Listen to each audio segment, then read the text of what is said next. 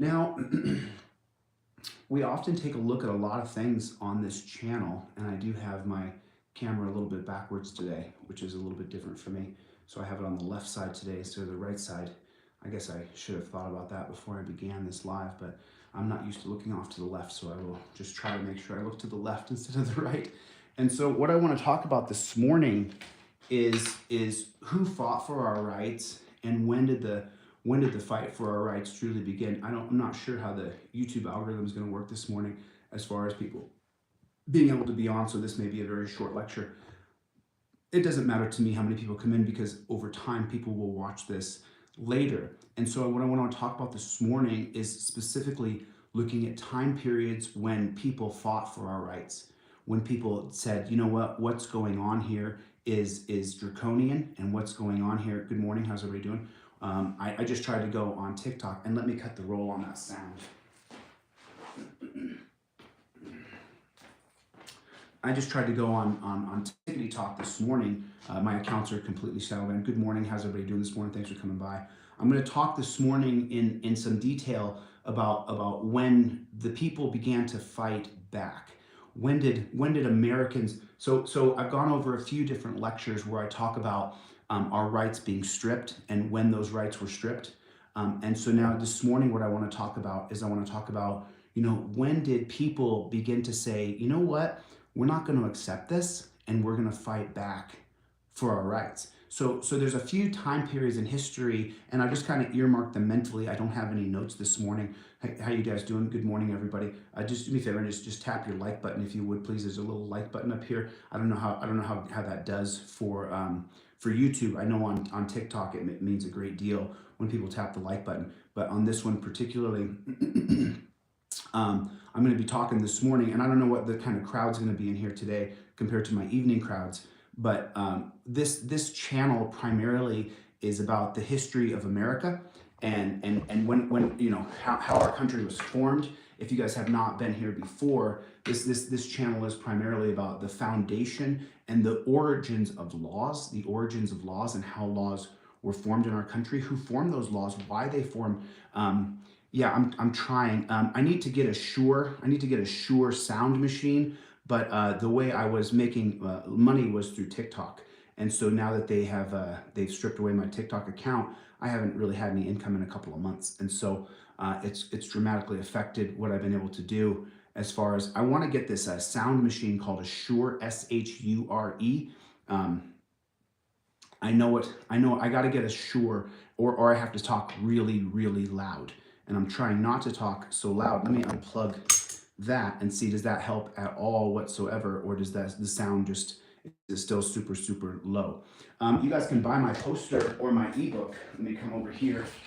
Thank you so much for asking. I appreciate that. You guys can buy my poster or my ebook, or you can go through any of my my pay apps here if you want to. Here, this is where you can buy my poster and my ebook right here. I do appreciate you. Got Paul. Good morning, Paul. Thank you for coming by. I'm trying to buy a sound machine. I'm trying to buy the sound machine called an Shure sound machine, Shure. I'm trying to buy a sound machine called a Shure sound machine. So these are my different apps. I do appreciate it. I just went on TikTok this morning for a little while. Good to see you. Good morning, everybody. This is where you can get my poster, and my ebook is on my website, Delete Laws. Good morning, everybody. I'm not sure what kind of crowd I'm going to get in the morning, but this is my website, deletelaws.com. This is where you can get my ebook and my poster. There's 3 different kinds of posters. There's a digital poster, there's a $99 indestructible poster, and a $135 laminated indestructible poster. 5 times 5 on sound, great. These are my cup of coffee funds here. If you're so inclined and you learn anything at all today, then please go by and donate to my cup of coffee fund. I want to buy the sound machine called a Shure sound machine. That's what I want to get. Okay, and so now we're going to get right into the lecture today, because I'm just not sure how many people come in the morning. I'm not sure how many people come by in the morning, but I want to get right into it. And so, as you know, I've taught you guys, or I've shared with you guys, because I'm here to learn from you as much as you guys are going to be here to learn from me. And what I have taught you guys is the history of our country, and I've taught you on a timeline, the inception of our country, who are the original thinkers of our country, the Enlightenment thinkers, John Locke, Jean-Jacques Rousseau, Montesquieu, Thomas Hobbes. And then what we talked about a little bit was we talked about how we lost our rights in this country. We had a long hour and a half lecture reading DOJ. And then there's a bill going through the Senate right now called Bill, try to get this here.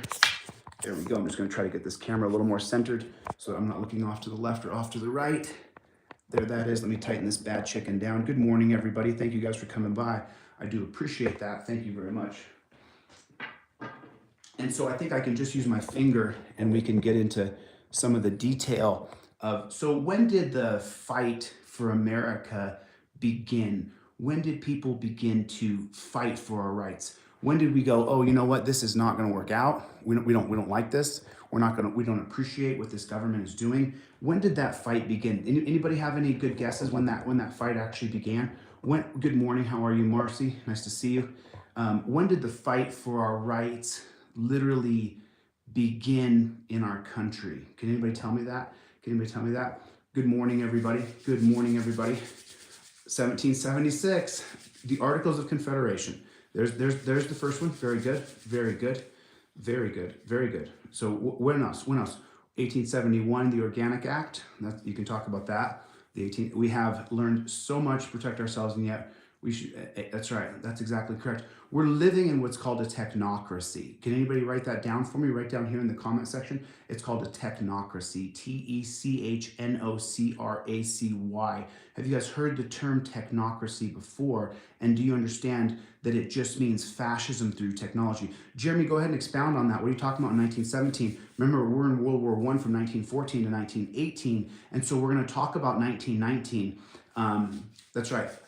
We cannot allow what's going on in our country. And I'm reading a lot about this bill A14. What's that bill? A1416. Trading with the Enemy Act. So I hope that the live comments are going to show up. They didn't show up on the last one. So are you talking about the Magna Carta? Because just so you know, if you're talking about the Magna Carta from someone just said the rights begin in 12th. Fascism through technology. Exactly correct. We create the story. That is exactly correct. A technocracy is when we allow social media companies to create the narrative for us that their policies are going to determine our rights. And so the technocracy, if we were going to work backwards, we would say, when did we lose our rights? We lost our rights when Barack Obama met with Mark Zuckerberg 200 times in the year 2009. So let me ask you a question. What did Mark Zuckerberg and Barack Obama talk about 200 times in the White House in the year 2009? Anybody? Can anybody tell me what happened there? How come Mark Zuckerberg and Barack Obama met 200 times in the year 2009? Why'd that happen? Anybody? Can anybody tell me why that happened? How come that happened? And if you haven't noticed, Facebook is still the #1 platform, and it's not even close. Just so people are on YouTube, and Google's doing a good job of trying to create their own little niche. It's more than a niche, obviously, because YouTube is such a big company. Right. So when Barack Obama met with Mark Zuckerberg in 2009, what exactly were they doing? And what exactly were they talking about? And so if we don't ask those harder questions, then we're never truly going to be an educated, free society. What in the world could Zuckerberg and Obama talk about 200 times at the White House in the year 2009? Anybody want to guess on that? I would love to hear what anybody else has to think. I know what I think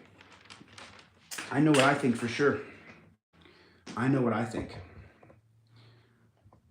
I thought TikTok suppressed. So I was just on TikTok this morning. If you guys don't know, I was the #1 live channel on TikTok. I'd have 8,000, 10,000 people in the room at a time on TikTok. I was the #1 rated TikTok live in America for several weeks. And so now TikTok has completely and utterly shadow banned all of my accounts. I don't really have any outreach any longer on TikTok. I don't have any outreach at all any longer on TikTok. I was on this morning for 30 minutes on 2 different channels, and I got 20 or 30 people in the room. So TikTok has completely and utterly shadow banned my channels. Yeah, yeah. Good morning, Paul. Good to see you, brother. Good to see you. And so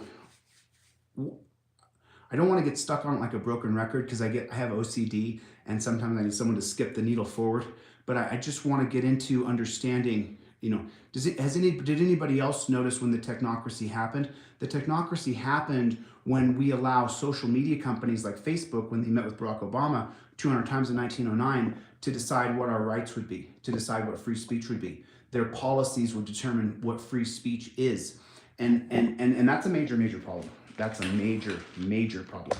You know, as long as we have a technocracy. Good morning, everybody. Thanks for coming. I'm gonna stall just a little bit. I don't know how many people are gonna come into YouTube Live at 9 o'clock, 10 o'clock in the morning, but I do know that we can get quite a crowd if we actually. Thank you. I appreciate that. Thank you. I appreciate that. Good morning, everybody. Thank you guys for coming. You guys do me a favor, reach up and just tap your. I put the camera on this side this morning. I wish I put it on this side. I wonder if it's possible to switch it. Is it possible? Whoop. Nope. I'm used to looking off to the left and now to the right. Now I'm looking off to the left. And so that's what we're looking at this morning. Good morning, everybody. How's everybody doing this morning? I just wanted to come on and teach as much as I could. TikTok is mob mentality. You know, you have the least educated people who are on TikTok higher education. If you guys don't know this guy named Troy Nathan Farley, he's a serial fraudster, a serial forger, and he forged his degrees when he was in prison. That he apparently earned these degrees while he was in prison, but he didn't. He forged all of his degrees. So it's just disgusting. So I want to get into it. We're almost at 50 people. Let's get to 50 people. Hit your like button. And then can you guys do me a favor? Can you write down here where you guys are watching from? I'm going to read the comments real quick. And let me grab the stick here. And we're going to talk about just where you guys are from this morning. Where's everybody at? Can you guys let me know where everybody is? And I will point you guys out on a map here. Where is everybody watching from today? I should check out who? Christopher James from Warrior Cells. Okay, North Carolina in the house, Texas is in the house, Nashville, good morning, West Virginia, Minnesota. Hopefully this stays on the chat. For some reason, the chat disappeared yesterday. Fresno, good morning, Fresno. Nice to see everybody. New Jersey, San Diego, Oregon. I'm still looking for someone who's great at Illustrator because I want to redesign this map here. I want to redesign the poster. If anybody is great at Illustrator. So if you guys are watching this back later, I'm going to say it like 15 times in a row because I'm looking for someone who's really great at Illustrator who wants to help me perfect this because I built this on my own with a friend of mine named Mo. Mo helped me so much tremendously and I'm really grateful to him. He put a lot of hours and time into helping build the poster, but I want to rebuild it and I want to make it better. I want to make it more complete because we're just missing so many things. Yeah, I thank you, Sam. I appreciate it. Did you get a poster yet, Sam? You guys make sure you go by my website, Delete Laws. You can get my poster or my ebook on my website, deletelaws.com. Deletelaws.com. Please go by and pick up my ebook or my poster. I do have a digital copy that is $25 that you can get a discount on if you put Overturn Terry. If you put Overturn Terry, all one word, you can get $5 off any poster on Delete Laws. Whether you get the laminated poster or you get the $25 poster, you still get $5 off. So that's on deletelaws.com, my poster and my ebook. These are my cup of coffee funds. Please make sure you contribute because I'm trying to get a new sound machine for this, and that's what I'm trying to do. South Africa in the house. Good to see you, South Africa. Thanks for coming by. Topeka, Kansas in the house. Topeka, Kansas. I love Kansas. You gotta appreciate Kansas. Brian from Here's the Deal sent me here. Thank you. Hey, listen, just so you guys know, it's really funny. I watched Brian's High Impact Flicks all through the pandemic. I watched it all through the pandemic. I do know my history. That is a fact. I really do know my history. And so what I was going to talk about this morning is when we began to fight back for our rights. When did we begin to fight back? When did the first real fight for our rights? When we saw that our rights were being stripped, and at what time period where did we all start to fight for our rights? When did that happen? When did that happen? Anybody? I'm just going to wait for you guys to chime in here for a second and see what happens. Yeah, I'm going to grab my computer in a minute. I'm going to show you guys a channel that I want you to Oh no, way before the Boston Tea Party, way before that. But I mean, no, yeah, no, the Boston Tea Party is going to be pre-Revolutionary War, and so that's when we're gonna begin to fight for our rights. I'm just freezing. I wish there was a heater in here. I'm freezing cold. I'm freezing. Recent times, yeah. So we're talking about, what are we talking about exactly? Freezing. I am cold, that's for sure. Anybody? So I'll just get into it. I'll just begin. I'm just going to begin. Okay. So from my perspective, from one man's position here, let me pull a light over here so we can take a look. So cold, so cold. I'm freezing. Okay. Okay. So April 2nd, 1992. Give me 1 second. Let me see if I can grab a heater. Maybe I can.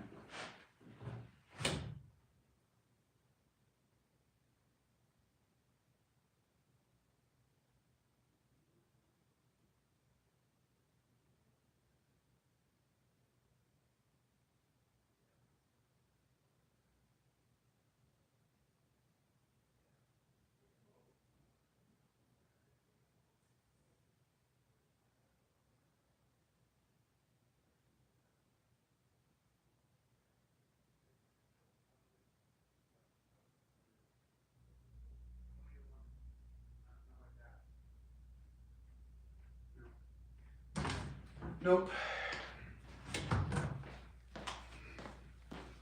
Yeah, I got it, but okay. So good morning, everybody. Thanks for coming by. M Star, I'm glad you guys are here. So what we're talking about is when we began to fight back for our rights, and I think that's going to happen with the first literature. And so the first literature where we start to expose that we're living in a dual state. And by the way, the Civil War, but it's pre-Civil War. And I'm going to go with the 1852 book of Harriet Beecher Stowe's Uncle Tom's Cabin. Has anybody, can you guys type that down in there for me? Can you guys type that down in there? And we're going to talk about the 1852 book of Harriet Beecher Stowe's Uncle Tom's Cabin. And this is why, once again, this is why I want to redesign the poster. For anybody who's great at Illustrator, can you please contact me? I'm really unhappy with the final version of the poster, but I had to do it before I left LA. I was in a hurry to get to Missouri to go get justice for Caleb. If you guys haven't seen that video, it's on my YouTube here. And so what I'm talking about here is Harriet Beecher Stowe's book, Uncle Tom's Cabin. Now we can go previous to that and we could talk about when Americans began to fight for their rights, but I want to talk specifically about understanding, when did the literature begin to disseminate to the general public, and when did the literature begin to change the general public's perception of what freedom means and what freedom is. And just to try to skip a lot of the stuff that we went through with the Revolutionary War and then through the Revolutionary War, and then Washington doing the cowpox, which, by the way, someone put a great comment on that video that I pinned to the top when he corrected me, and he said there was no smallpox V in 1777. There was an exposure to smallpox. And I can't remember that guy's username, but I would love to shout him out if I possibly could. And so I want to talk a little bit about, when we began to fight back.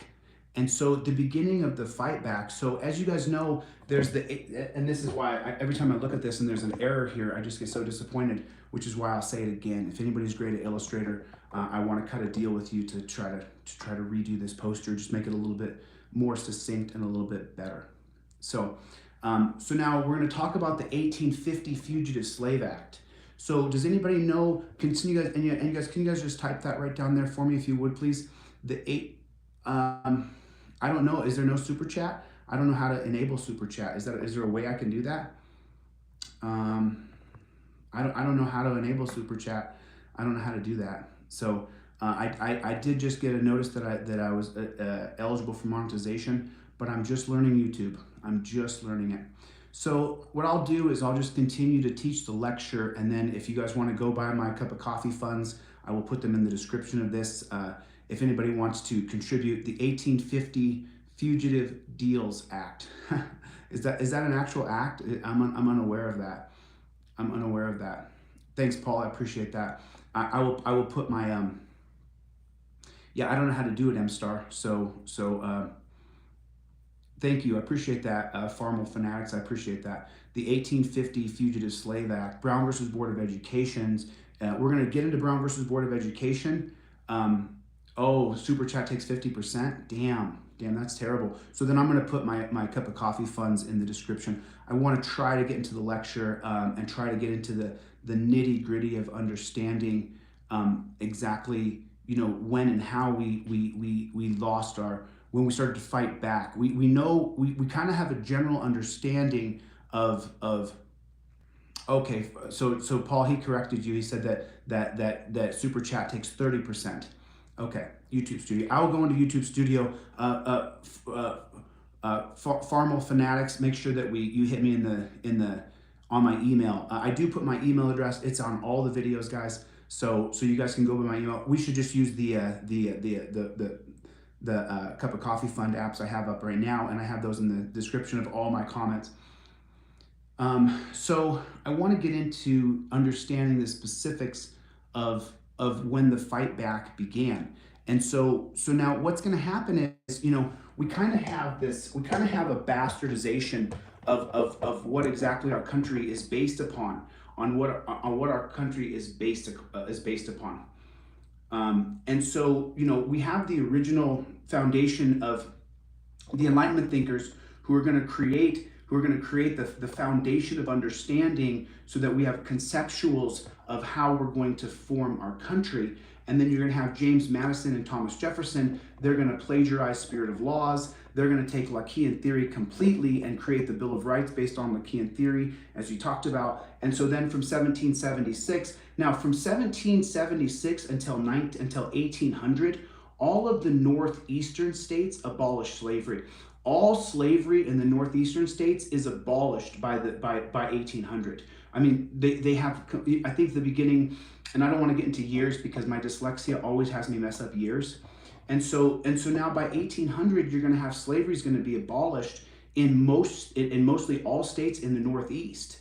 And so what we've done, and the true bastardization of our country being ruined,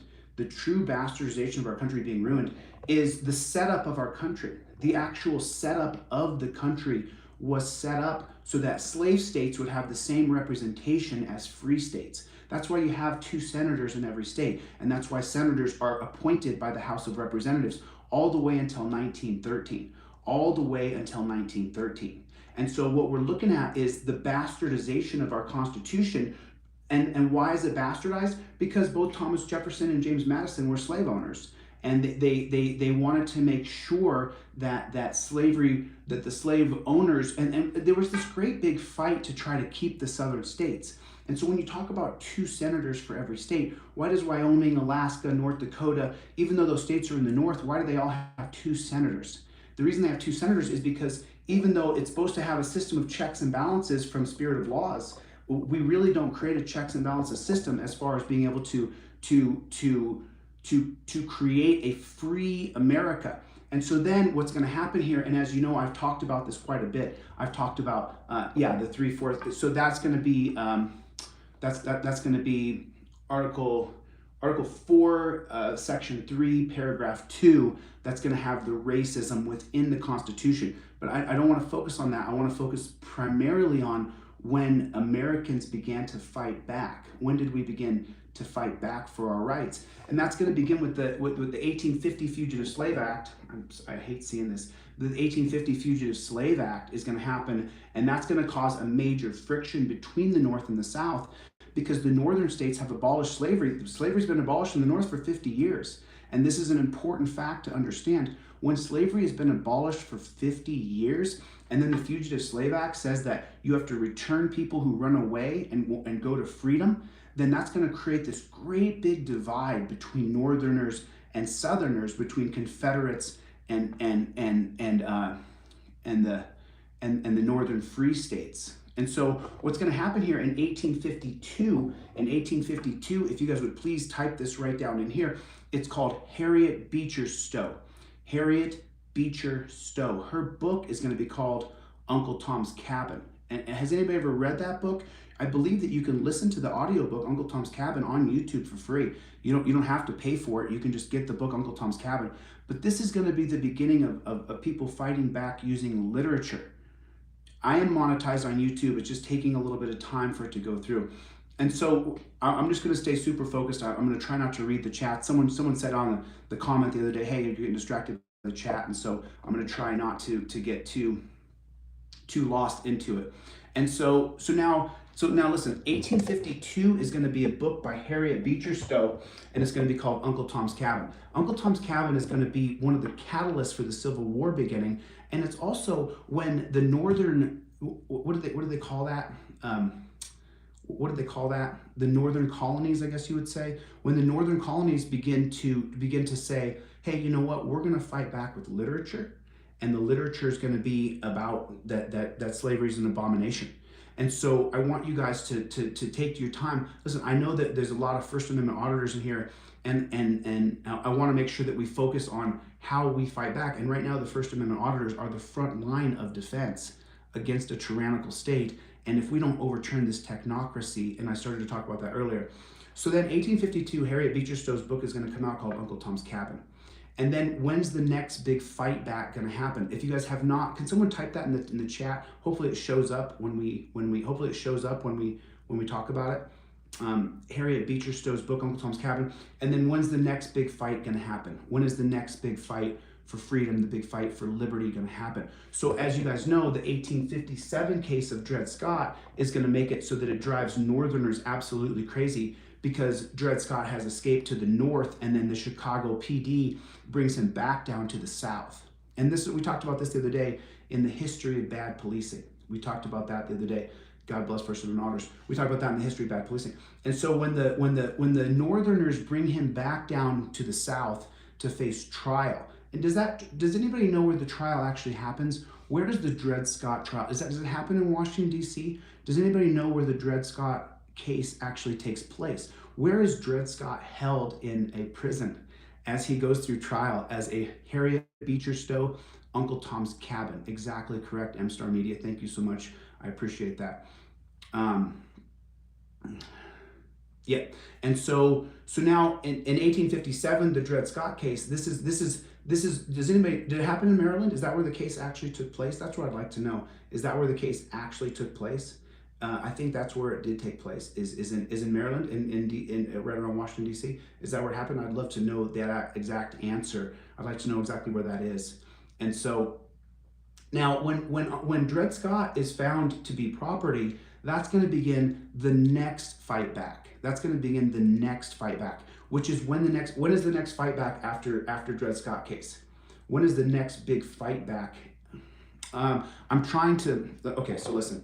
Okay, cool. I know the volume is low. You guys listen, if you guys could go by and pick up my poster or my ebook. I'm trying to, this particular chat, I've got to try to, I'm going to try to get this thing called a Shure sound machine. I'm trying to get a Shure sound machine, S-H-U-R-E, so that it plugs right into my phone, and then I put a lapel on, and then the sound goes from my mouth directly to the phone. And that's called a Shure sound machine. And I learned that from DPN, Disorderly Product News. So that's what I'm trying to do. I'm trying to go get one of these Shure sound machines. If you guys would, please go by my website, Delete Laws, pick up one of my posters or my ebooks. I have 3 different versions of poster. If you put Overturn Terry in, you get a $5 discount on anything that I sell on there. That's gonna be Overturn Terry, Overturn Terry. And then right here, these are my cup of coffee funds here. If you are flush, you can get a latte. Otherwise, just a regular old black cup of coffee is A-okay with me. Thank you very much for your support. I do appreciate it. I will put these in the comment section as well when I post this video. But if you would please, right there, just put those in your cup of coffee fund.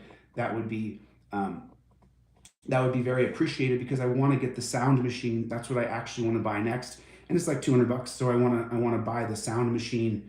And I'm going to put that into, was it in Missouri? Is that where that happened? And so can anybody tell me, so there, now that someone gave me the fact of where the case actually happened was in Missouri. So what was going on in Missouri? What was going on in Missouri here? What was going on in Missouri in formerly Dred Scott, F. Anderson legal case in which the U.S. Supreme Court, that a slave had that had to reside in a free state and territory. But what was going on in Missouri? Does anybody know what was going on in Missouri when the Dred Scott case happened? And that case would have happened in 1856, 1857. So when did that? What happened? What exactly happened? Anybody? When did that happen? When did that happen? Thank you, I can't say that word, obviously. I don't want my account to get shut down. You guys, yeah, go by my website, deletelaws.com. Please pick up my poster or my ebook. That's how I raise funds. And at the same time, you get an education. Go by my website, Delete Laws with a Z, and pick up my poster or my ebook. Thank you so much. I appreciate that. And so what are we talking about here? We're talking about the case of Dred Scott that happened in Missouri, but what was Missouri called? What was Missouri called? Does anybody know what Missouri was called? And the reason why John Brown went and killed 5 slave families in Missouri? It was called Bleeding Kansas. Kansas and Missouri split eventually, but why was it called Bleeding Kansas? And the reason why is because when Missouri was taken in as a state, what the Southerners said is that if it's a free, if you truly want to go by a free state, I do love your name. I'm with you, bro. I'm with you. I just can't say that out loud. And so the reason why, and so what's going to happen? But what Bleeding Kansas, exactly correct, M-Star Media, thank you very much. And so what's going to happen after Bleeding Kansas? What specifically is going to happen in the case after Bleeding Kansas? What's going to happen? Anybody? Does anybody know what happens after the Dred Scott case happens in Missouri? What exactly is going to happen after that? Does anybody know the answer? Does anybody know the answer? Does anybody know the answer? Does anybody know the answer to that? What's going to happen? What's going to happen? Does anybody know what's going to happen? What's going to happen after that? What's going to happen? This guy right here is going to happen after that. His name is John Brown. His name is John Brown. I appreciate that, M-Star. Hopefully the chat shows up in the live feed stream. John Brown right here, after the case of Dred Scott, John Brown is then going to attack the Virginia Armory in Harper's Ferry. And so that's going to begin a big pushback when John Brown is going to do this big, huge attack on Harper's Ferry. And who's he going to attack? He's going to attack General Lee's army. He's going to attack the entire Virginia Armory, the entire thing. He's going to attack the armory. And this is one of the big steps of pushback. And when John Brown is hung in Virginia, that's going to cause such a ripple effect that people are going to begin to fight back. Scott Stanford, widely considered the worst decision. That's right, and that's going to be the Roger Taney court. It's going to be absolutely atrocious. Yep. Good. I mean, it is what it is. I'm not going to... And the people who are watching this later, they don't get to see the chat, so I'm going to try to stay focused as much as I can. So then right here, now here's where things are really going to get quite a bit hairy. They're going to get quite a bit hairy. And so now we're going to have the Civil War from 1861 to 1865, and this is a typo, so once again, I'll make a call out to anybody who's great at Illustrator that wants to help me redo this poster. I want to redo it and make it better for everybody. So I want to make sure that anybody who's really great at Illustrator, please contact me. And so we're going to have the Civil War from 1861 till 1865, and then you're going to have the 13th Amendment that's going to be passed in 1865, the 14th Amendment in 1868, and then the 15th Amendment in 1870. And these 3 amendments are going to it's very, very strange because there's a fight back, there's a pushback for our Constitution to be amended. And that's what, when you say an amendment, what you're talking about is the Constitution, the actual foundation of our country being amended. So just understand that and put that in your pipe, because you have to understand that when you talk about an amendment, that's an amendment to the Constitution of America. And what that says specifically, Supremacy Clause has a lot of different meanings, and we're going to have the Supremacy Clause here. Supremacy Clause has a few different meanings, but what that means is that the unelected body of Supreme Court personnel, anything that they say or write in the Supreme Court holdings has supremacy, and it literally becomes an interpretation of our Constitution, and that is the law of the land. And we have 9 people who are unelected. You're going to get a power structure that's going to be corrupted. And if you guys didn't know that, now you know. When you have 9 unelected people who are appointed, then you're going to have a power structure that's going to be corrupted. And when you give people supremacy to create holdings that amend our Constitution,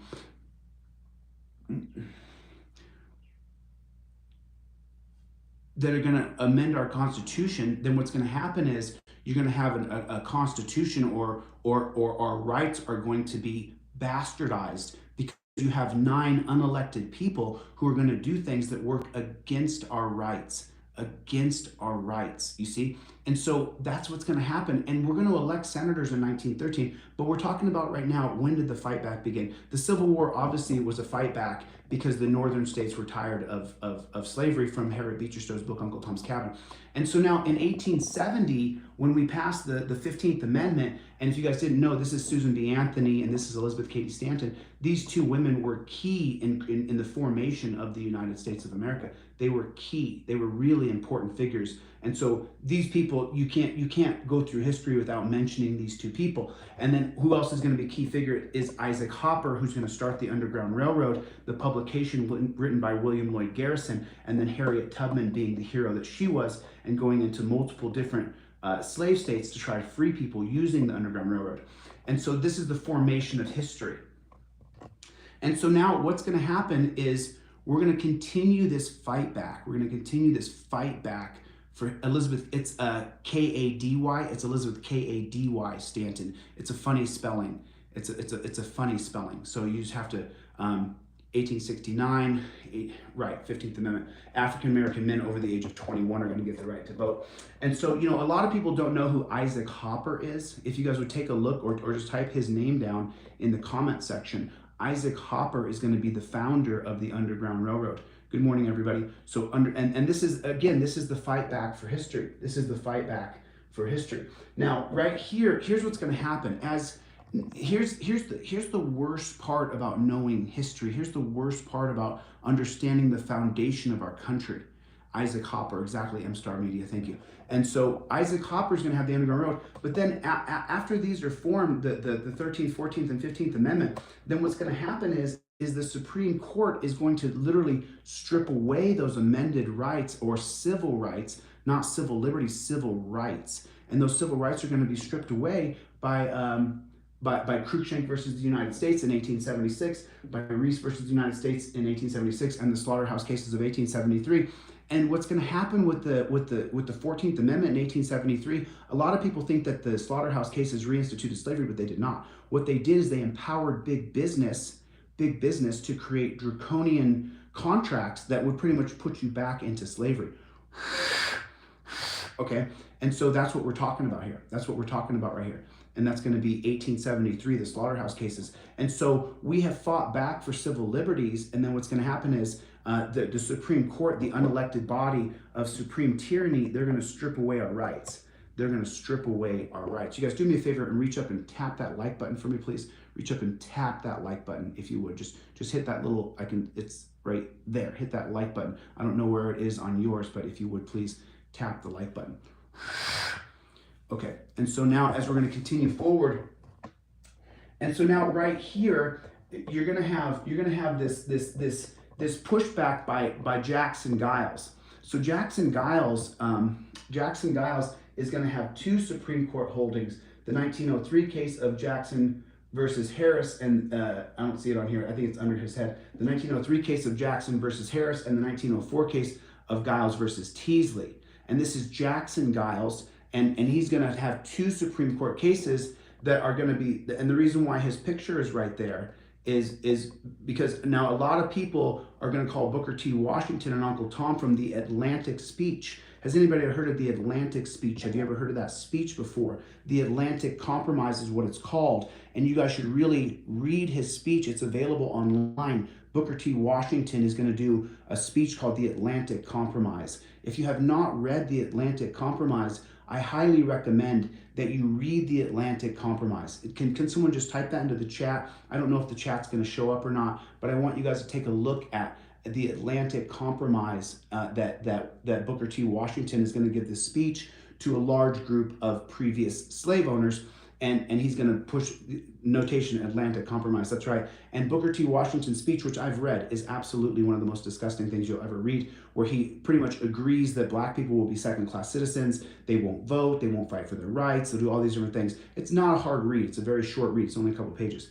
So then now right here, but what happens is Booker T. Washington is going to take, he has a great ability to raise funds from white people. His eyes are green apparently. And so he has this amazing ability to be able to raise funds from rich white people. And he does a fantastic job of it, as does Lewis Adams. Lewis Adams is granted a lot of money for the Tuskegee School. That's another story. Tuskegee is a disgusting thing, but anyway. So Booker T. Washington, he funds Jackson Giles versus Teasley, and he funds Jackson Giles versus Harris. Jackson Giles versus Teasley, Giles versus Harris. And so when you talk about a fight for our rights, they fight all the way for our rights, because when Booker T. Washington funds Giles to take on Teasley, to take on Harris, and Harris and Teasley are two members of the Alabama Board of Registers. So the cases in Alabama has changed their state constitution more than anybody else to try to strip voter rights. They've done it since the beginning of time. As a matter of fact, the 2014 case of Shelby County, Alabama versus Holder is when the state of Alabama is suing to remove the dissent decree from the 1965 Civil Rights Voting Act. And so they actually win the case, and that's what's pulled the dissent decree of federal overseers in Alabama to oversee the votes. And that's what's going on right there. That's what's going on right there.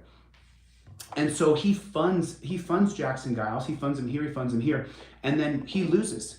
And so Giles losing his cases in 1903 and 1904, that is going to have an impact from 1903, 1904 all the way until 1965, and then it's going to be reversed again in 2014. You know, we have to, as people identify as me as a conservative and a liberal, we have to together jointly take notice of things that stripped us of our constitutional rights, and then the fight back for those constitutional rights, and then once again, the loss of those rights, Shelby County, I'm sure Shelby County, Alabama is a beautiful state all the way around.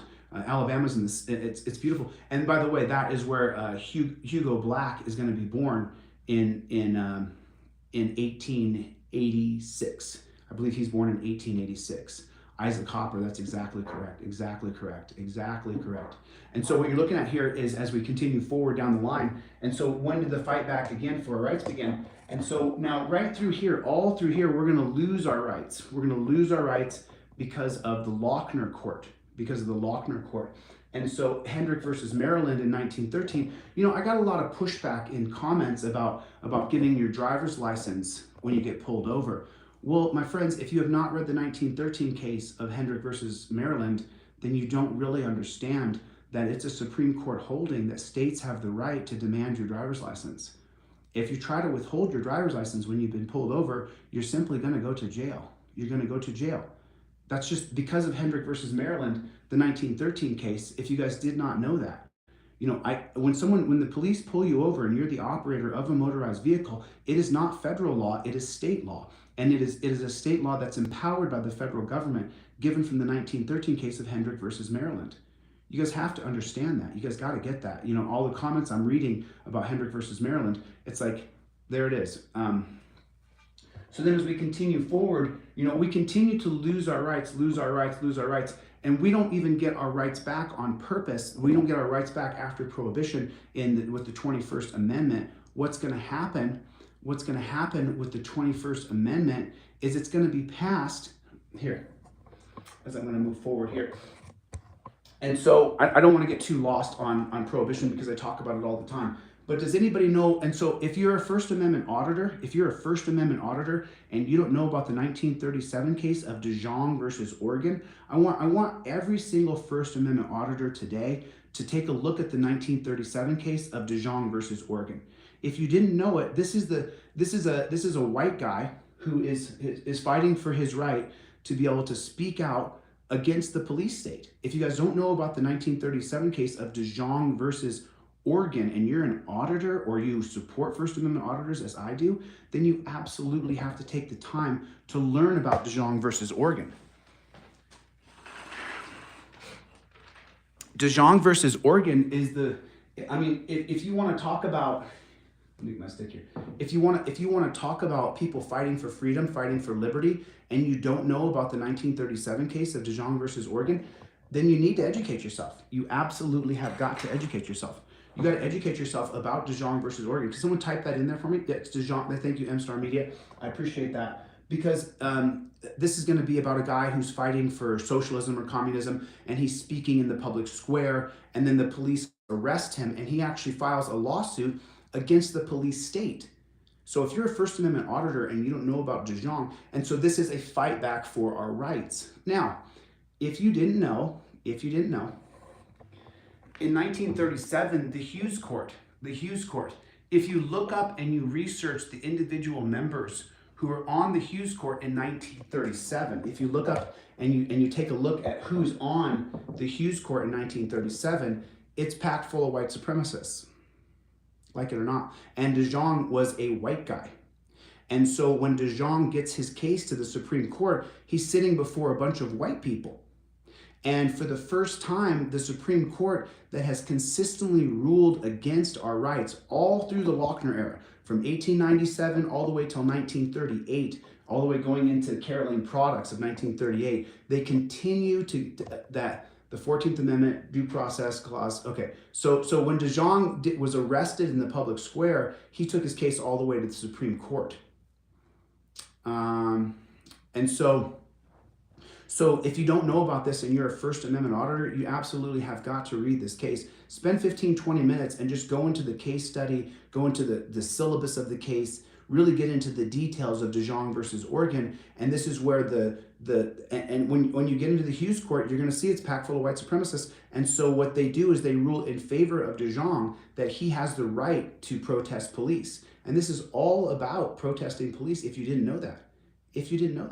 I mean, you have got to know about this case. This is the first, could we consider this maybe the very First Amendment auditor, DeJong? Yeah, thanks for putting up that promo, T-Roy. T-Roy just put the promo up there. You guys get $5 off by using his name, Troy Promo, on any of my books or my posters. I appreciate you guys supporting me. Thank you.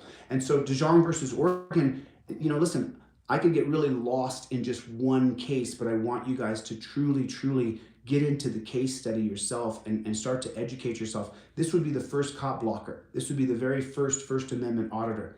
This would be the very first one right here, DeJong. Did you guys know that? You guys can go to justia.org or oyez.org, oyez.org, and you can get a very brisk case synopsis of it and take a look at DeJong and then DeJong versus Oregon. You've got to know this if you're a First Amendment auditor. You got to know it. And so I understand that, but and just so people watching the video later, someone just said very few of us understand legalese, and that's okay. That's okay. You remember, I am a educated commoner. I did not go to law school. I did not even graduate from college. So I have done just this case study and this understanding the jurisprudence of the Supreme Court completely on my own. I've never had a teacher. So I haven't even had a mentor. But if you have not read DeJong versus Oregon, then you have to read the case. He's the first cop blocker. DeJong was. He's the very first police auditor. And so you have to read the case. And so, by the way, this is just a very big note of when we began to fight back, and the Supreme Court with the Hughes Court, which was packed full of white supremacists, that's when they actually upheld your right to protest police with DeJong. It's very important. It's very important. So then as we move forward here, now you're going to get, we're going to have Kent State in here, but we're not going to get into that. So now right here, and so when is the next fight back? When is the next fight back? There's a big fight back in United States versus Miller that we're going to lose. United States versus Miller is going to uphold the Second Amendment being completely and utterly bastardized. We're going to, in the Miller case, we're going to fight to try to keep our Second Amendment rights, but those Second Amendment rights are going to be stripped. They're going to be stripped from the United States versus Miller in 1939. And again, this is going to be based off of prohibition laws. I've talked about United States versus Miller. We could probably have a long chat about United States versus Miller, okay? So now as we continue forward here, and it's just really tough to talk about these things because I'm trying to talk about when we began to fight back for our rights, but it's like, It's so difficult because we lose consistently. We lose consistently. And I'm just going to take a step back here and I'm going to go to 1919. So what happens in 1919? I asked this question earlier on TikTok. I tried to go on TikTok today, just couldn't get a crowd at all. And so I can't stay motivated for so what happens in 1919? Does anybody know what happens in 1919? Why is there a big, why is that year 1919? So just so you know, we're gonna have World War One from 1914 to 1918. So what's gonna happen in 1919? What's gonna happen in 1919? Can anybody tell me? What's the big deal about 1919? Does anybody know what the biggest good morning everybody. What is the big deal about 1919? Okay. What happens in 1919? So you're gonna have not only the pandemic, the bird flu is gonna happen in 1919. Black soldiers, exactly correct. And how many black soldiers? 300,000 black soldiers are gonna come back from the war in 1919. And what have they learned for the first time in the history of America? For the first time in the history of America, black people have learned how to actually fight. Black people have learned how to fight. And so this is going to be, a lot of things are credited for ending and creating the civil rights movement. But from my perspective, as someone who is a self-taught historian, from my perspective, World War I is the reason why black people in America are free today. And so 1919, it's going to be a slaughter. So many people, the criminal syndicate law, that's right. And that's from the Dijon case. And so that in 1919, you're going to have those 350,000 black troops coming back.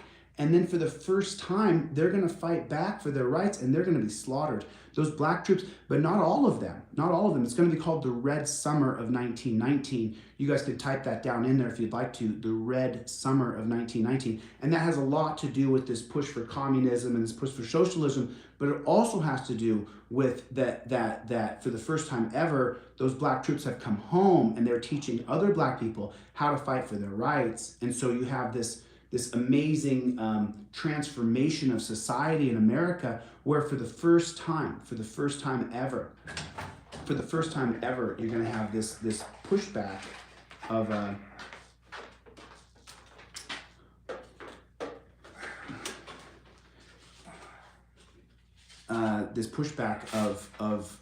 for the first time, freedom in America, for the very first time of freedom. And that's going to happen from the 1919 Red Summer. And that's when 350,000 troops are going to come back from world. There's a thing right there. Oh. No, it's okay, man. There's a plug-in right there. There was a multi-plug. Well, yeah, but we want one over there. We want to get the maximum. No, don't. Yeah. No, man, come on. I don't need either one of these right now. So. All right, well, one is good. It'll warm this room up. That's good. One will warm the room up? I'll get warm. My stepdad came in and he's putting a heater in here. I said I was freezing, and so it'll be warmer in 5 minutes. That thing will warm this room up very well. Sorry guys, I don't mean to be distracted, but I just want to make sure I can stay. So now what you're talking about here is you're talking about this is the very first time for 1919 is when you're going to have this people who are going to hey Jack, can you keep it not political? So 1919 you're going to have this very first understanding of how to fight, of how to fight in the United States of America. How to fight back for your rights. Forgive me for being distracted for 1 second. And so now as we continue down the line, and so this is going to be, World War I, if you're a black person in America, you actually, unfortunately, because so many people were killed in World War I, it was a very hard time across the globe. But if you're a black person in America, then you have to understand that this is the World War I is how you got your freedom, is where black people learned how to fight, where they learned military operations, where they learned everything. Woodrow Wilson, who's going to veto prohibition. And so then as we come forward here, and so now we're going to get a little bit more into the civil rights era. We're going to get into a little bit more of the civil rights era here. And so what you're talking about in the civil rights area is this is a giant pushback for our rights. And I talk about this quite a bit. I talk about, so there's a couple things that you have to understand about Earl Warren, and I teach about Earl Warren all the time because he's absolutely, it's just, if you're not educated and you hear the things I say about Earl Warren, then you have this bad taste in your mouth about the things I'm going to say about Earl Warren right now.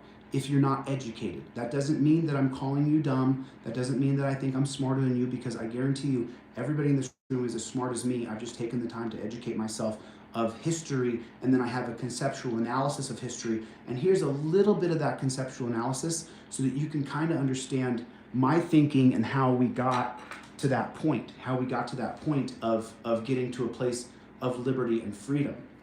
So, as you guys know, we're gonna go into World War II from 1939 until 1945. We're gonna go to World War II from 1939 till 1945. And once again, at the end of 1945, after we drop Hiroshima and Nagasaki on Japan, what's going on there, though, is there's this great fear of Japanese Americans in the United States, because Japanese fighter pilots and Japanese troops are some of the most fierce fighters in the world. They're some of the most fierce fighters in the world. And so for people watching this YouTube video, I just have to address this person who just said this. The whole left-right paradigm in the system is idiotic at best. Yes, you're correct. You're correct. The left-right paradigm is atrocious. It's an embarrassment. And until we have a third party that rises, the only reason I'm going to vote right on this next election is to check this radical left regime. I just want to address this because it's absolutely disgusting, this left-right paradigm. And after I vote all right in 2022, after that, I am going to try to create a third party, and I'm going to run for governor of California on a third party. I'm not going to run as governor of California on as a Republican or as a Democrat, but I am going to run for governor, but I'm not going to run on the left or on the right. I'm going to create a third party called the Centrist Peace and Liberty Party. I've already written the platform. So I just wanted to address that. This left-right paradigm is absolutely ridiculous. It's ridiculous. And I'm going to break it. I'm going to break it with my lifetime. Not only am I going to be there when we overturn Terry, I'm going to break this left-right paradigm and create a third party in America. I am going to do it. I have dedicated my life to politics, and that's why I'm working with people on the right now, because I have to work with political people. I'm sorry for getting distracted here for a moment, but this just gets my passion and my fire burning hotter than anything that we can actually talk about. Is this ridiculous duopoly where both the Democratic Party and the Republican Party have created a system where if you're not on the left or you're not on the right in their particular parties, then you're not allowed a space on the stage to debate. And they will do everything they can to shut me down, but I'm going to win the governorship of California. I'm coming for you guys. Don't think that I'm not coming, and I'm not going to stop. I'm not going to stop. It makes me so upset that these radical leftists and that some of the people on the ridiculous right have exactly ruined our country by making it so that if you're not within the power structure of the Democrat or Republican Party, well, then you don't get a voice. I'm starting to froth. My mouth is starting to froth. Because it makes me so freaking angry. It makes me so angry that you're forced to work within the Democrat Party or the Republican Party. And why do I love Tulsi Gabbard so much? Because when she went on the Rogan show, she said right from the beginning, when I went to the very first Democrat meeting, they said, she asked, are we going to work with Republicans? And the Democratic leadership said, no, we don't work with Republicans. Well, then how in the world can you get anything done for the American people if you guys are so busy infighting with your soap operas? It's absolutely disgusting. Richard, you can go to, I don't know if you're talking to me, but you're welcome to go to other channels, brother. You can always just click to another channel here. You don't have to watch my channel, dude. If I'm whatever you say I am, then just go to another channel, brother. Just keep going. Yeah, I mean, I think T. Roy might show you the door, Richard. I don't know how long you're going to be able to stay. So, anyway, as we continue down the line, I just wanted to get into that, to get into that, I wanted to get into it. And so it just really makes me upset. It really makes me upset. And I guess before I jump right back into this, this would be a great time for you guys to go by my website and pick up my poster or my ebook. I've really got to try to sell as many ebooks and posters. So this is what the poster looks like right now. The reason why it's in this design form and I didn't put a key on all these different icons through history is so that when you put this up, children are mesmerized by this poster. Children are absolutely mesmerized by this poster. And so that's why I made it with a galaxy here, and I want to redesign it. So I'm looking for someone who's great at Illustrator. Anybody who's really great at Illustrator, please reach out to me. We can work out something so that we can create a new, try to make this poster just a little bit better, And so then as we come in here, if you guys want to go by my website, deletelaws.com, that's where you can get my poster, you can get my ebook. There's 3 versions of poster. T-Roy has a coupon that gives you $5 off. So you can go by right here, deletelaws.com. That's with a Z, delete laws with a Z. And then this is my cup of coffee fund. If you learned anything from me today, please go by and pick me up a cup of coffee so that I can try to get this new sound machine. There it is right there. I'm going to get a Shure sound mixer that's going to plug right directly into my phone. These are my cup of coffee funds. I've got to try to sell and raise as much cash as I possibly can. As I possibly can. So please go by and pick up my poster. I would really, really appreciate it. There's a $99 version. And just so you guys know, my profit margin on all the posters is $20. That's how much money I make. So thank you for your support. I really appreciate it. And I got to carry this light around with me because I have a big light, but then I have that light right there. Okay, I can't get lost in that because people are going to be watching this. And so now I'm going to do a little bit of a sheer here, of a slight. Thanks T-Roy for the promo up there. So Earl Warren here, this man, I've done an entire video on him. It's on this page, an entire breakdown of Earl Warren and who he was and what he did. I don't have any respect for this person. Now you guys may believe, because you don't know the same things that I'm going to share with you now, that Earl Warren was an authoritarian I don't want to insult anybody else's profession. He was an authoritarian. That's the best way to put it. Because when we go to World War II from 1939 to 1945, Japanese Americans are completely demonized in our country because Japanese troops are so fierce and they're doing kamikaze bombings because the Japanese commanders, they only put half a tank of gas. They only put half a tank of gas into the Japanese fighter pilots' planes, and so they have no choice. When they get to the Midway, they have to crash their planes directly into the battlefield, the battleships that are in the Midway. And so if you guys have not seen the Battle of Midway, there are dozens of videos online. And so what happens is FDR is president. FDR is going to be president all the way from 1933, and this is on the poster. FDR is going to be president from 1933 to 1945. He's going to die right at the end of World War II. And so what Earl Warren does, what he does is in 1942, he goes and sits down with FDR in California and tells FDR that we need to lock up 100,000 Japanese Americans, and FDR agrees. But this is not FDR's push, this is Earl Warren's push. Earl Warren pushes to lock up 100,000 Japanese people. And so FDR, known as the greatest president in history, is also the only president to instill concentration camps in the United States of America. And a concentration camp is when you put a large group of people in a small concentration and then you re-educate them. So then Korematsu versus the United States is going to be based off of Earl Warren convincing FDR to lock up 100,000 Japanese people. And so Korematsu is going to sue and say, I was locked up and deny my liberty because of my race. And the Supreme Court has 7 members that FDR has appointed. And so the Supreme Court is going to hold against Korematsu that it did not violate your civil liberties. It did not violate your civil rights to lock you up in a prison for no apparent reason. You had committed no crime. And so this is all going to be Earl Warren. Earl Warren did this, and he's the one that convinced FDR to lock up 100,000 Japanese people.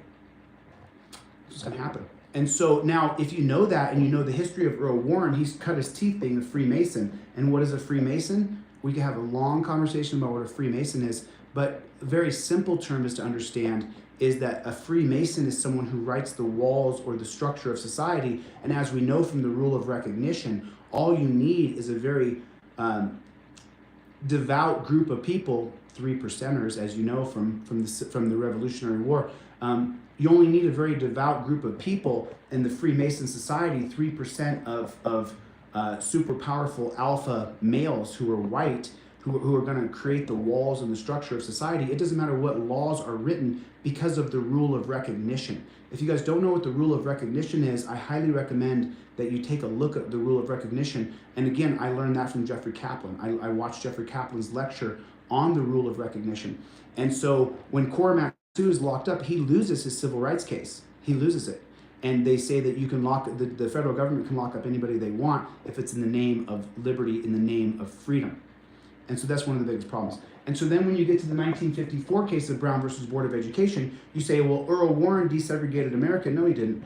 Earl Warren wanted to make sure that we could spy on people in the black community. That's why he did it. I mean, he didn't do it because he was some great humanitarian. He didn't do it because he was the Rule of Recognition, a volume of original essays that discuss the applicability of Hart's Rule and the recognition of the legal system to the U.S. Constitution. So now that's a very technical definition of the rule of recognition. It's really quite a bit more complicated. It's really so under the 16th Amendment, Spidey, you're not going to get to see where your tax dollars go, and you can't even sue to find that out. But what I want to stay focused on is Earl Warren and what he did. And so when we desegregate with Brown versus Board of Education, that people would look at that and say, oh, well, that was a big fight back. That's how we started to fight back for our rights. No, it wasn't. It was the beginning of making sure that we would stay focused on everything except for the money. On everything except for the money.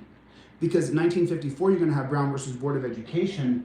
But then as we take a look at the cases coming forward here, I don't have a few cases on here that really should be on this poster, so it's a little bit frustrating. But then as we move forward right here, we still have the Tuskegee experiments going on from 1932 until 1972.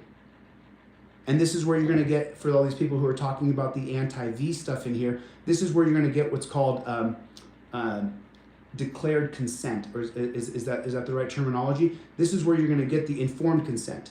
So this is where informed consent comes from. If you guys don't know, I want you guys to pop into Google Tuskegee and then take a look at what informed consent actually means. Does anybody know what? Oh man, the Tuskegee Airmen, that story is just so horrific, and you can get tons of stories of the Tuskegee Airmen. And so if Brown versus Board of Education is going to create a freedom for African Americans in the United States, well then how come Tuskegee wasn't stopped in 1954? Because it wasn't about freeing black people. It was about the idea that we would be able to keep track of, spy, and learn what was going on in the black community. Because after Earl Warren locked up 100,000 Japanese in 1942, he knew that he couldn't lock up millions and millions of black people if in the case that they revolted. And so what are we looking at here? Earl Warren, who's going to be born in 1892.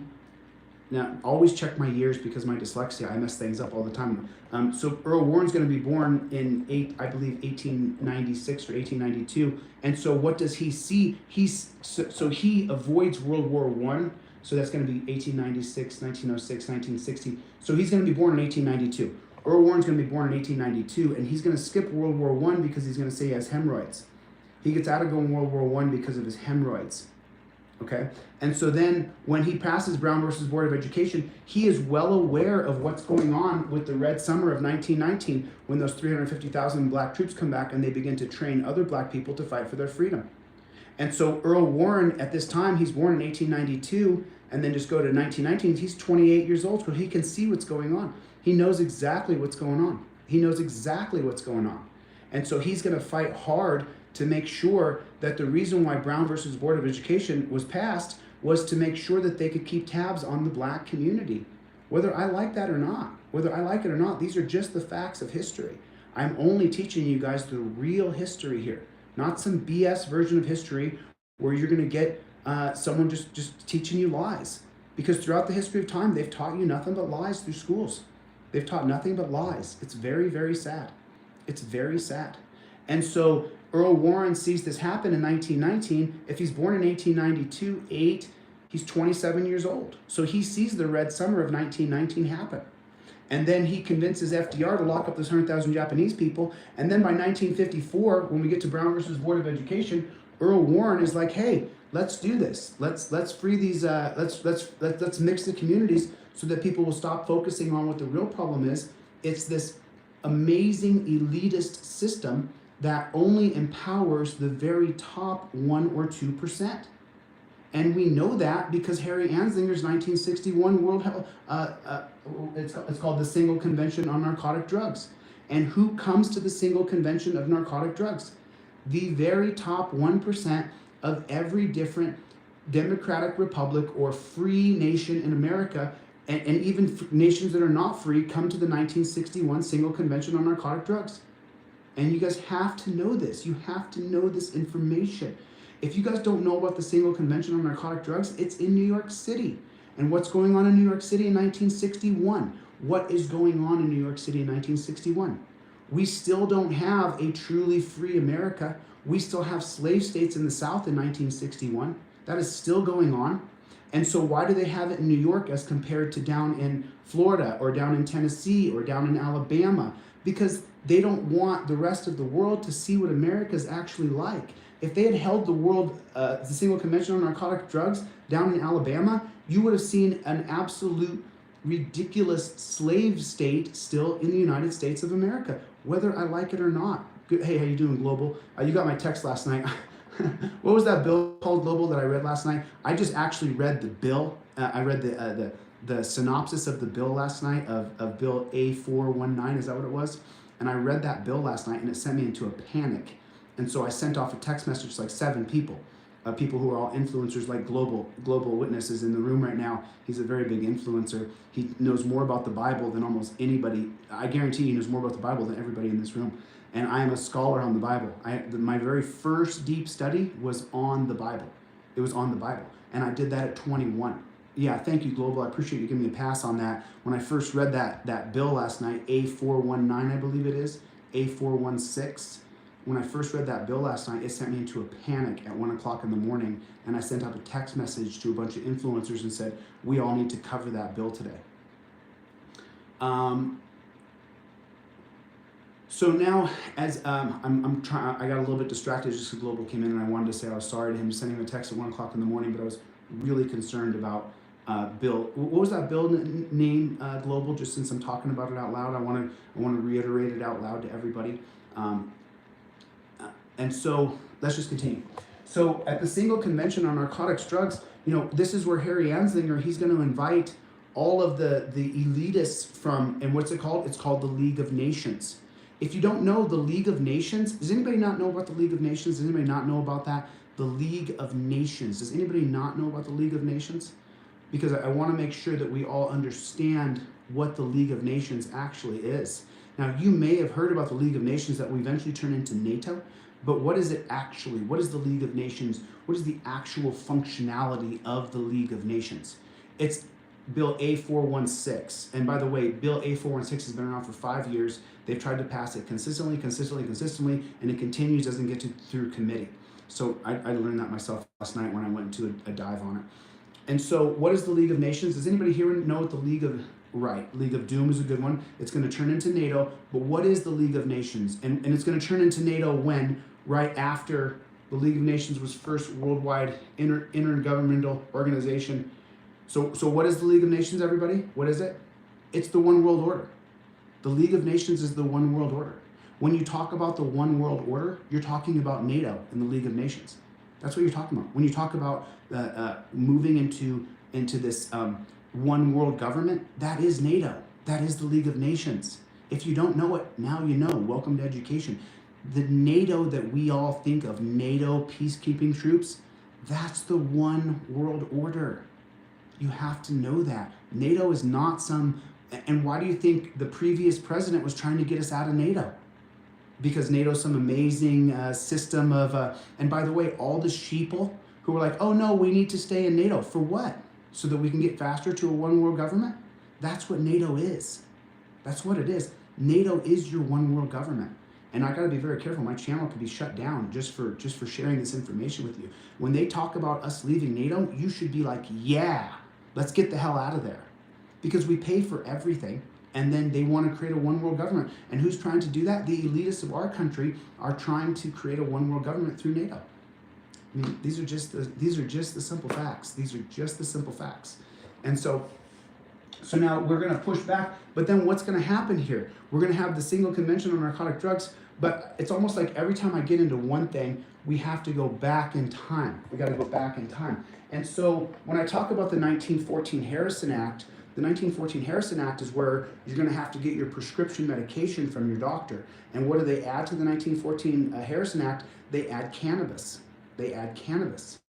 And so when they add cannabis to that, that's a reason why Harry Anslinger, and by the way, I misspoke on his years he was born. It was 1892 until 1975. He dies in 1975, Harry Anslinger does. I misspoke on that yesterday. And so now with the Harrison Act of 1914, this is going to make it so that you have to get your prescription medication from your doctor. But then when is that going to be enforceable?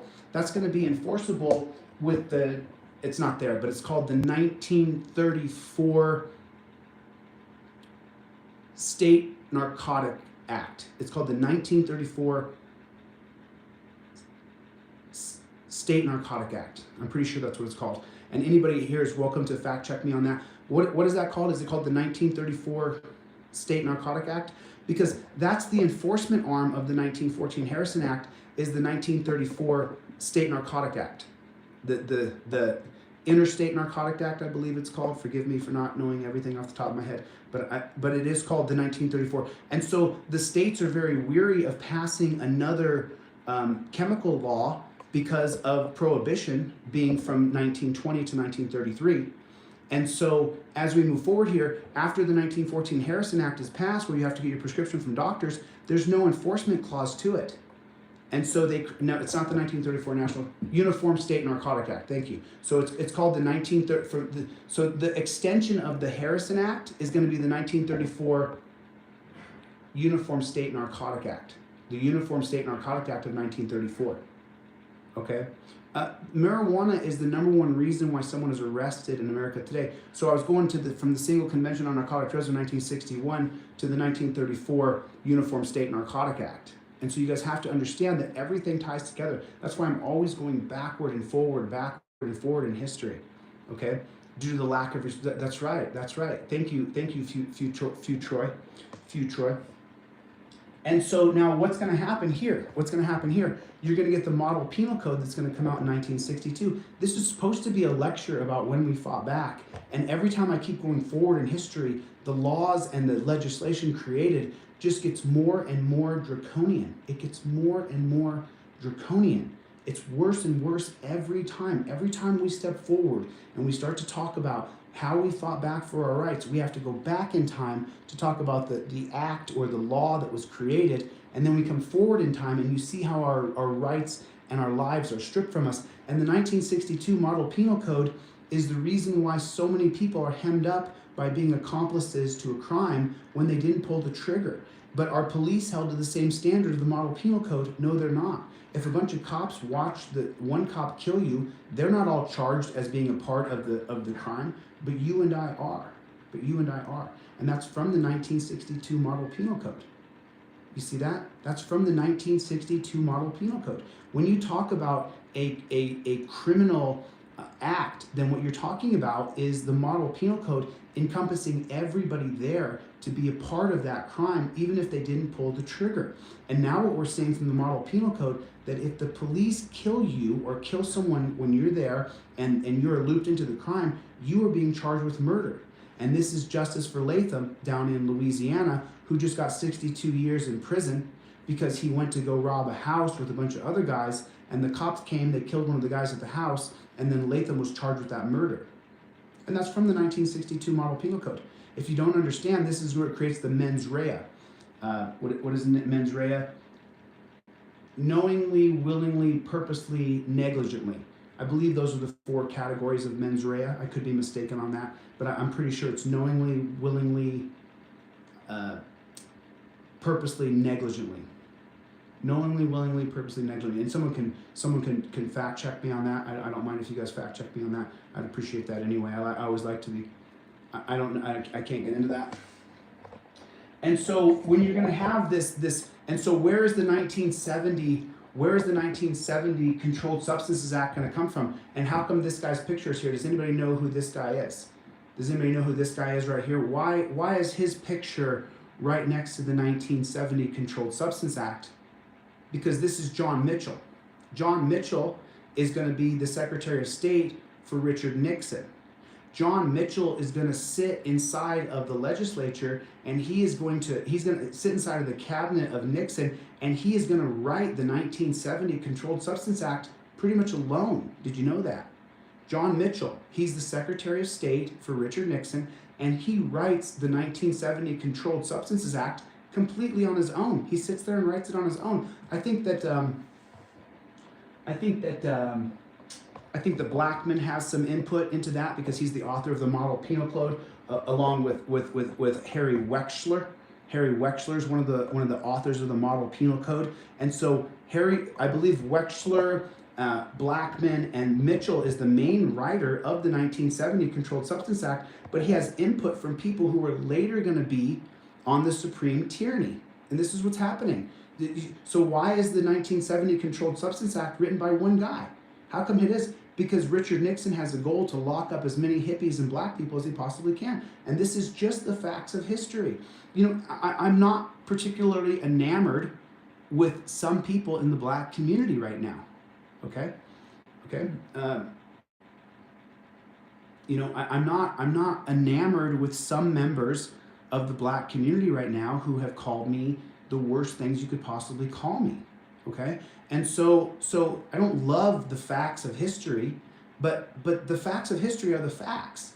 And you know, we know these facts to be true because John Erkelman is going to admit it in a 1993 Harper Bazaars magazine that Nixon created the war on drugs to lock up hippies and black people in 1971. And so the 1970 Controlled Substance Act is just a precursor to Nixon's war on drugs. Whether I like it or not, it doesn't make me happy, but that's just the truth. That's just the truth. Okay? So you guys do me a favor, reach up and tap that like button. Reach up and tap that like button. I do appreciate it. Thank you guys so much for coming by my channel. I feel very blessed that I'm able to create a little crowd here and we're able to share some things together. I feel very blessed. Thank you guys for coming by. If you guys have not picked up my poster yet, and I'm going to jack this thing up today when we get off. If you guys have not picked up my poster on DeleteLaws.com with the Z, please go by and pick up my poster. T. Roy is giving away a $5 coupon. T. Roy is giving away a $5 coupon. Thank you guys so much. I appreciate it. Delete Laws with the Z. Pick up one of my 3 posters or my ebook or both. T. Roy does have a $5 off coupon that he's posting in the comments. I would really appreciate if you guys could pick up my poster. These are my cup of coffee funds here. If you're so inclined and you learned anything at all from me today, please go by and pick me up a cup of coffee. I'm talking about a black cup of coffee from Starbucks. It would really make a world of difference to me. And then I'm going to buy a new sound machine called a Shure sound machine, and I'm going to make it so that you guys can hear my audio better. It'll plug directly into my lapel. So these are my cup of coffee funds right here. Please go by and pick me up a cup of coffee. I do appreciate your support. I'm not going to stop doing what I'm doing. And please go by at DeleteLaws.com and pick up a poster or an ebook. What I did yesterday for you guys, and I'm going to teach you guys this right this minute. I'm going to show this to you guys right this second. Now, of course, because I've been traveling so much, a lot of the materials that I have been a little bit damaged because I've been traveling in my van around America teaching constitutional law. So let me step off camera real quick here.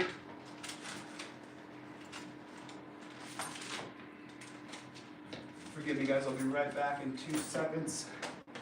So now, there is a way that you read. When you guys take a look at this this ebook, when you guys get this ebook off of Delete Laws, the way the ebook is structured is it shows the case here. It shows the case here, and then it shows the Supreme Court personnel who voted for the case.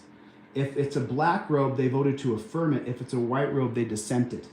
And this has to do with Spinelli versus United States in 1969 that was passed 5-3 because one of them completely wasn't on the court. And then this is the case that overrules it, the 1983 case of Gates versus Illinois. This is the reason why the cops were able to no-knock raid me in 2002 and arrest me. And when you read this to children, I want you to show them, here's the case law, here's the case, and here are the unelected appointed people who ruined our country right here. And then the names of those people are right here. So you just explain to them, these people ruined our country because they're unelected. This is how you teach the kids. This is how you teach the kids. This is set up in this cartoon format so that kids can learn this and they'll be able to take it in. And there's not a lot of information on here, you see? There's not a lot of information on here. And so then after that, now this happens to be for Terry, but then this is the breakdown of the Terry holding. This is the breakdown of the actual Terry holding here. And for the auditors in here watching, this is the 1987 case of Houston versus Hill. This is where the Supreme Court actually upheld your First Amendment right. These are the people who voted for it. And if you took a look over here, Rehnquist voted against upholding your First Amendment right. He's going to write a book in 2010 that is complete and utter dog doo-doo. He's going to write a book in 2010. And so when you read this, you say, here's the 1987 case of Houston versus Hill. Upon shouting at police in an attempt to divert attention away from his friend during a confrontation, appellee was arrested for willful interruption of a police by verbal challenge during an investigation. And so that's Terry versus Ohio is the investigation. And so I put this in this format so that you guys could read this to children. And then, oh man. Okay, so do you guys, anybody ever been arrested for resisting arrest? Has anybody ever been arrested from resisting arrest? That comes from the 1990 case of Bad Elk versus the United States. The 1990 case of Bad Elk versus the United States was a unanimous decision, and it was based on John Bad Elk. You have the right to resist a warrantless arrest, but you can be arrested for resisting arrest. And the opinion is by Rufus W. Peckham. Rufus W. Peckham. And I'm going to amend this in the next version, but it was a unanimous decision. And who was Rufus Peckham?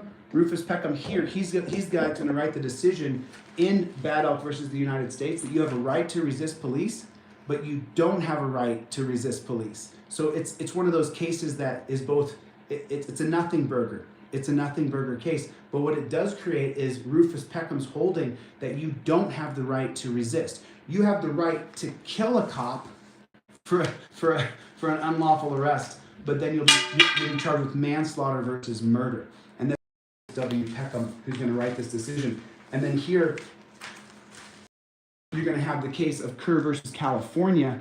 Kerr versus California is that Kerr has been cited subsequent decisions for both the holding the Fourth Amendment for allowing warrantless searches and seizures. That's what Kerr allows. And this is why this is in the ebook this way. Kerr allows a warrantless search and seizure. And here are the Supreme Court personnel. William O. Douglas, who I'm a big fan of, he has multiple decisions where he's on the wrong side of history.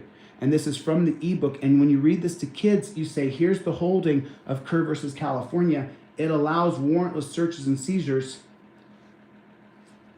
to prevent the destruction of contraband.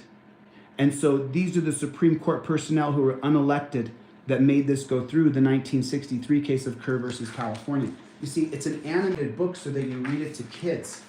And then here's the actual holding of City of Houston versus Hill, the actual holding. The First Amendment requires that officers and municipalities respond with restraint in the face of verbal challenges. So you guys, if you're an auditor, you should have this portion memorized.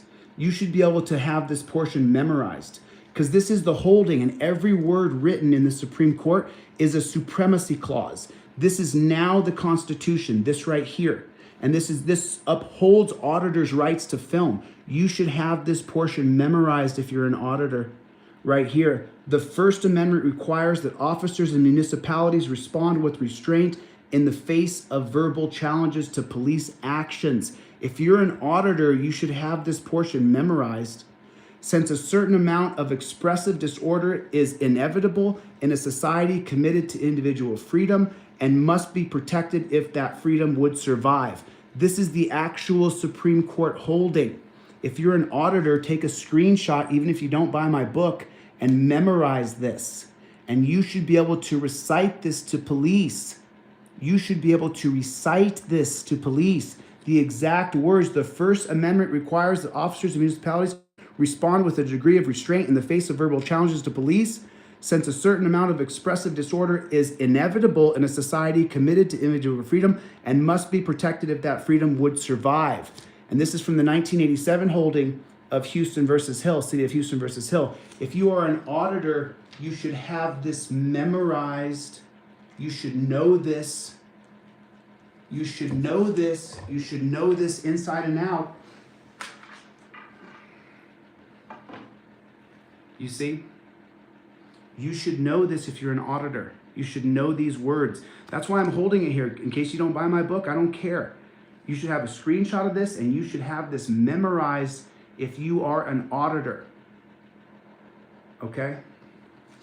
You see? You should have that memorized. You should know it.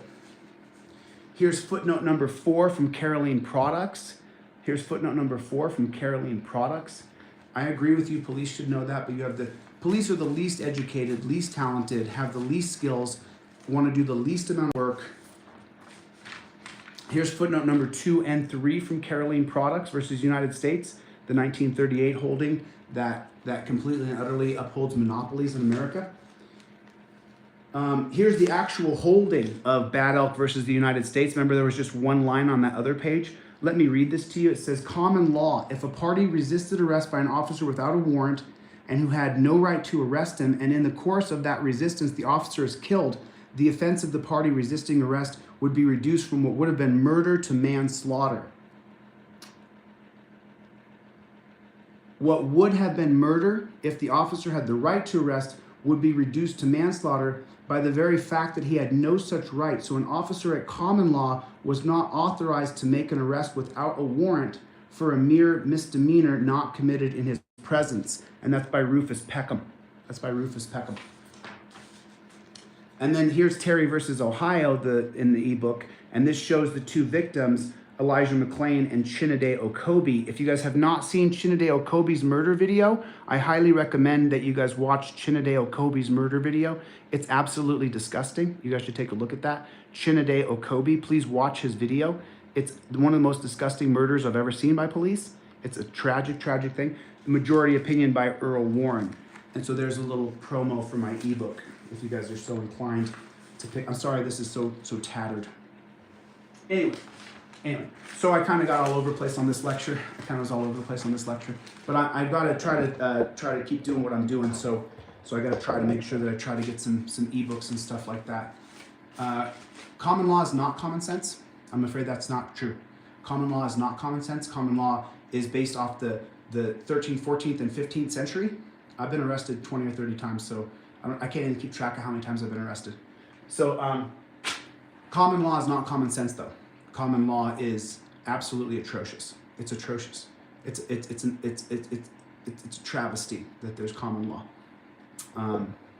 Yeah, because that's qualified immunity there, the untouchable gang. Anyway, I'm coming up on 90 minutes. I'm over 90 minutes now. I'm very sorry for taking so much time. Sorry I was so all over the place. When I have notes in my hand, it keeps me a little bit more structured, a little bit more focused. But I've had a lot of things I've been doing this last couple of days, and so I've just been trying to do some different stuff to try to create. I'm creating another form of a documentary here coming up, and so yeah. You guys do me a favor, reach up and hit your like button. That little thing right there. Hit your like button. Hit your like button, and then I'll take just a couple seconds of questions, and then I'll get out of here, and I'm gonna have another cup of coffee. Thank you, T. Roy. Yeah, logo should be done. So thank you guys for coming by. I do appreciate it. Thank you for the support. I should go by my website one more time while I'm here. Just go by there. There's deletelaws.com. These are my cup of coffee funds down there. If you're so inclined to pick me up a cup of coffee, God bless you. God bless you. I do appreciate that. Thank you guys for coming by. Subscribe. Let's try to get to 20,000 subs on this channel. I'm going to keep doing what I'm doing. Thank you. I appreciate that, Professor. Thank you. I appreciate that. I appreciate you guys' support. I'm going to keep doing what I'm doing. I'm going to create a couple of videos today for Turning Point USA. I'm going to try to get them to come in and fund my next documentary. And so thank you guys so much for coming by. If you guys have any questions at all, don't hesitate to hit me up. No, I'm sorry. I'm sorry. That is not what common law is based on. That is not what common law is based on. That's incorrect data. That is incorrect data. That's not correct. And as you know, I get really, really upset when people say things that are incorrect. I get upset when I say things that are, just so people who are watching this, he put common law is based on common sense, meaning that we must use common logic and understand every situation is different. No, that's incorrect. That's completely incorrect. That is completely incorrect. Okay, challenge for everybody. Challenge for everybody. Do me a favor and look up what common law means. Look up what it actually means. It does not mean common sense. That's not even remotely close. That's not even close. That is not even close. So anyway, I gotta get off here. I've gotta yeah, I appreciate that, John. Thank you so much. Thank you so much. I appreciate that. I'm not qualified to talk about cryptocurrency. I'm not qualified to speak on it. I do have a friend who I call Crypto. You don't even know the symbol and you're going to argue? I'll check out your channel, brother. I'll check out your channel. I'll check out your channel and we'll see if you teach what common law is. Okay, we'll see if you teach what common law is. I do accept cryptocurrency. Thanks for asking. Right, but universal law is not common law. It is not common law. Universal law and common law are not the same thing. And we're getting into theory of law here and you're going to lose some people. So, okay. I'm not going to argue with you, brother. I'm not going to argue with you. God bless you, man. I got nothing but love for you. So, right, common law is created by judges. It's not substantive law. It's based on procedural law. So common law, I'm just going to teach you guys what it is. So common law is based on the ruling of judges through the 13th, 14th, and 15th century, through the holdings of judges through a monarchy, through a king society. It is based on procedural law, not substantive law. Substantive law is when you care about the humanity of your rights. Procedural law, common law, is based on a process of law. Terry versus Ohio is based on common law. In other words, this is going to be the procedure, and there's no substantive process included in common law. So the idea that common law is common sense, it is not. It is completely based on the procedure of law that judges created through the 13th, 14th, and 15th century. That's what common law is. Procedural law doesn't have any substantive rights to it, any substantive process. Without a substantive process, Kerr versus California, that allows the police to no-knock raid your home by simply tapping on your door and saying, police, police, police, and then coming running in, is based on common law. Brinegar versus the United States, 1949, is based on common law. The 1925 holding of Carroll versus the United States that creates the exigent circumstances clause is based on common law. That the procedure of law is more important than the substantive rights of the human beings who are subjected to that law. Okay? So don't come in here and tell me that I don't know what I'm talking about. Okay, then explain to me how Terry versus Ohio is based on common law, not substantive law. Explain to me that common law... No, it is not the unwritten law. It is a written law. It is written law. It is called procedural law, my friend. It is called procedural law. Know the difference. Know the difference. There's a huge difference between procedural law and substantive law. There's a huge difference. Terry versus Ohio is based on common law. Kerr versus California is based on common law. Brinegar versus United States, Carroll versus United States, all based on common law. What 4 cases do we have to overturn? Carroll, Brinegar, Kerr, Terry. You're entering into my space, my friend, and I was coming to the end of the lecture, so I don't want to spend a lot of time here. Anyway, it's just ridiculously silly to say that common law is based on common sense. It is absolutely ridiculous. It's ridiculous to say. So please, don't waste my time and don't waste yours. You're gonna have a back and forth with me that's not healthy for people to watch. And people don't like to watch fighting, they like to learn. So, all right. Anyway, thanks for your time today, guys. Sorry for taking an hour and a half. I didn't get to read Nunya. Yes, there is Nunya Business. It's Hendrick versus the United States.